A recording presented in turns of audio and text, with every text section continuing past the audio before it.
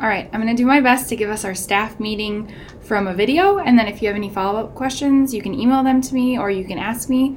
But I looked at my calendar, the next 2 weeks are pretty booked, and I don't really have time to reschedule our staff meeting, but I have some important information I want you to know. So please listen to the entire video and bear with me. I will do my best with the technology, okay? So first thing I want to talk about is our hours. Last year at this time, we were at 20,049 student contact hours, and this year we're at 19,105 student contact hours.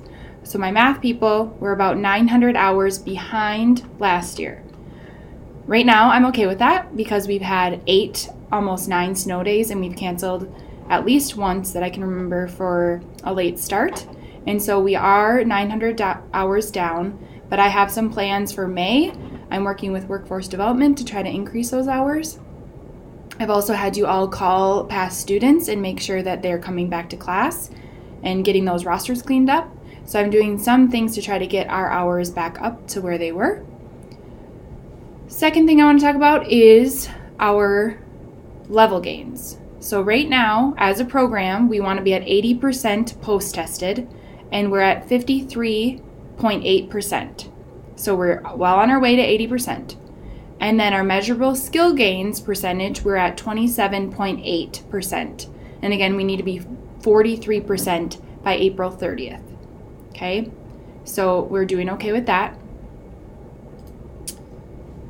I also want to talk to you about summer school. So I had many of you reply back to that email saying if you wanted to work summer school or not. So right now, I'm planning summer school. And I'm just going to look at my calendar here. The FEC will be cleaned the week of June 3rd through June 7th. And I will get you a copy of this calendar in your mailbox. And then I'm also going to try to have it like showing as I'm talking once I do some editing of this video, see how good my editing skills are. So June 3rd through June 7th, the building's going to be cleaned. However, there's going to be one classroom that's open, which is the adult diploma classroom. And the adult diploma students, we're going to have Monday through Thursday, 9 to noon. And then GED classes are going to run in a different classroom, or Joe's going to be in a different classroom. I haven't decided yet on the placement or location. And the GED classes are going to run from 9 to noon as well in the summer. So we're going to keep those programs going, and we're going to plan on 8 weeks. So 8 weeks would have our program done August 2nd, with no programming the week of 4th of July. And then for ESL, currently I'm thinking about running morning ESL and evening ESL.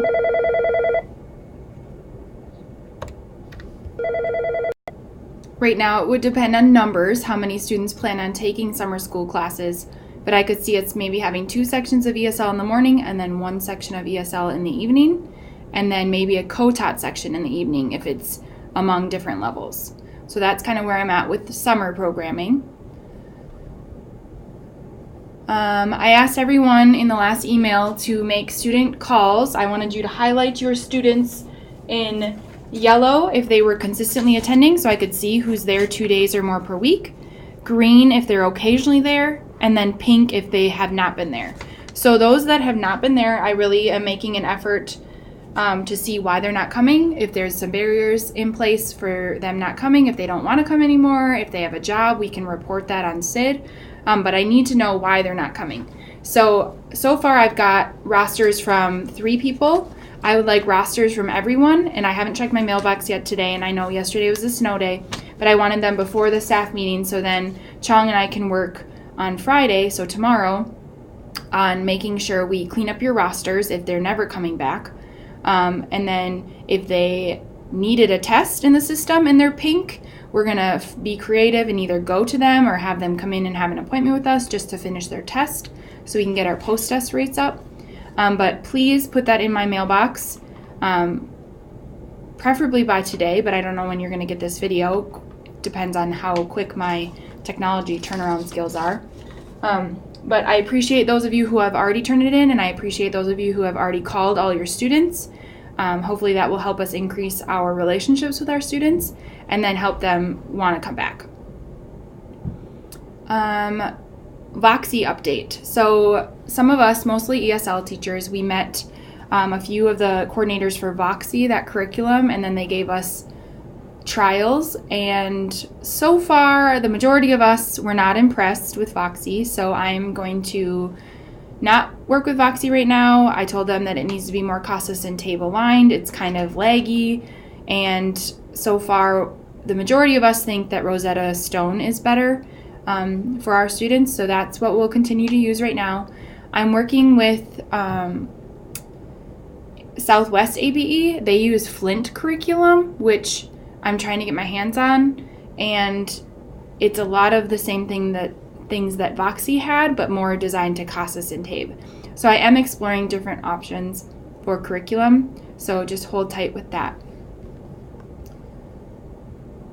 All right, one thing I need to talk to our ESL teachers about: anyone that has a student with the first grade reading level through 8th grade reading level, we're going to, if they're willing, enter them into a program called Northfield Works. It's a grant partnership with Northfield that I am going to have now. And the students just need to meet with me. Ahmed, if they speak Somali, I'll have a Spanish interpreter come over if they need Spanish, and then the person from Northfield Works. So all the person needs to do is determine if this person would qualify for the grant purposes, and then have a meeting. It's going to be about 15 minutes per student. They'll come out, they'll meet with us, we'll enroll them, they'll get some paperwork finished, then they'll go back and have ESL instruction for class. That's all you need to do. So I'm going to send out an email with the times. So like, for example, Mary Jo, if you have any students that are at the first grade reading level or above, I will take those students from like 8:30 to 9:30 on Thursday, March 7th. And then Laura, I would take them from 9:30 to 10:30. We might have to have another follow-up day where she comes in and meets with them. But all that we're doing is we're meeting with the students, finding out if there's any barriers that they have, like transportation, childcare, anything like that. We record the data, and then they're going to funnel us funding for our ESL instruction. So there's very little that we have to do.